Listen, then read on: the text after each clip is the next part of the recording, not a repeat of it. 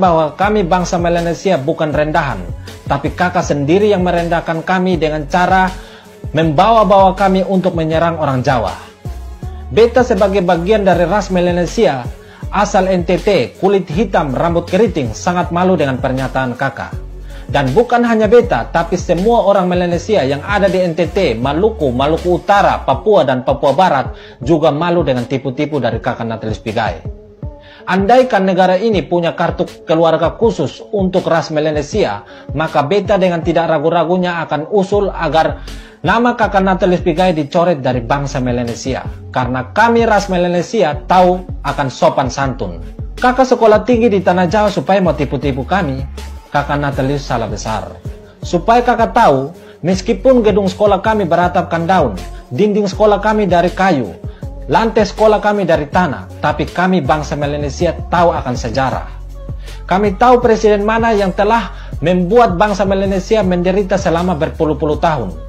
Kami tahu presiden mana yang telah membunuh rakyat kami, dan kami tahu presiden mana yang sudah merampas kekayaan kami.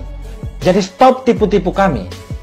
Kakak mengatakan bahwa Presiden Jokowi dan Pak Ganjar Pranowo telah merampok kekayaan kita. Sadar atau tidak sadar, kata merampok itu lebih cocok ditujukan pada kakak Natalis Pigai. Karena saat ini kakak Natalis makan minum di Tanah Jawa, tidur bangun di Tanah Jawa. Kakak sudah dimanjakan yang enak-enak oleh orang Jawa, tapi sempat-sempatnya kakak menyerang orang Jawa. Apakah itu bukan perampok?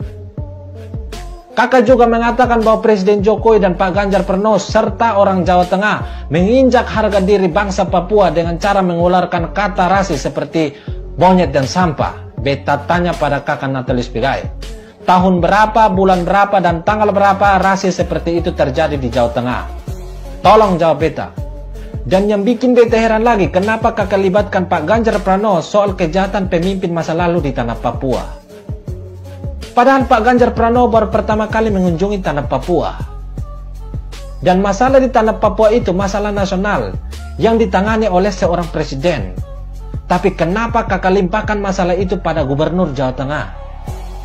Kenapa tidak sekalian kakak limpahkan masalah itu juga pada Gubernur DKI yang notabene adalah pemimpin ibu kota negara? Apakah itu yang kakak katakan bahwa melawan ketidakadilan? Anak SD juga tahu niat busuk kakak Natalis Pigai.